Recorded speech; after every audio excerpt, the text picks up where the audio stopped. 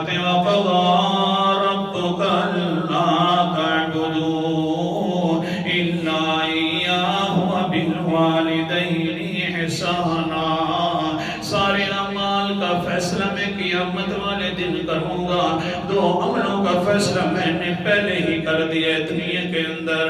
پہلا فیصلہ وَقَضَىٰ رَبُّكَ، اللہ نے فیصلہ کر دیا ہے، تیرے رب نے میرا پیغمبر فیصلہ فرما دیا ہے، کون سا؟ کہ اللہ تعبدوا الا ایاہ، کہ عبادت کرو تو صرف اللہ تعالیٰ کی کرو، کسی غیر کی عبادت نہ کرو۔ ہاں فیصلہ ہو گیا ہے، جس نے بھی غیر کی عبادت کر دی، ان اللہ لا یغفر ان یشرک بہ، اللہ تعالیٰ مشرک انسان کو پھر معاف نہیں کرے گا۔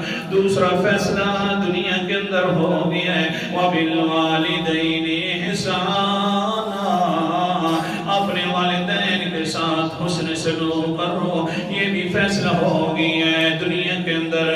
جو انسان اپنے والدین کے ساتھ حسن سلوک نہیں کرتا، نافرمانی کرتا ہے، پیغمبر فرما گئے ہیں قال النبی صلی اللہ علیہ وسلم ثلاثة لا يدخلون الجنة على قول الوالدين۔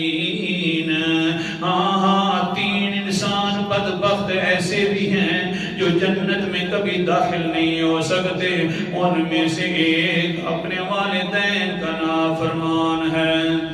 خلاصہ سنو، مشرک کے لیے بھی فیصلہ ہو گیا ہے کہ جنت میں داخل نہیں ہو سکتا، والدین کے نافرمان کے لیے بھی فیصلہ ہو گیا ہے کہ یہ بھی جنت میں داخل نہیں ہو سکتا۔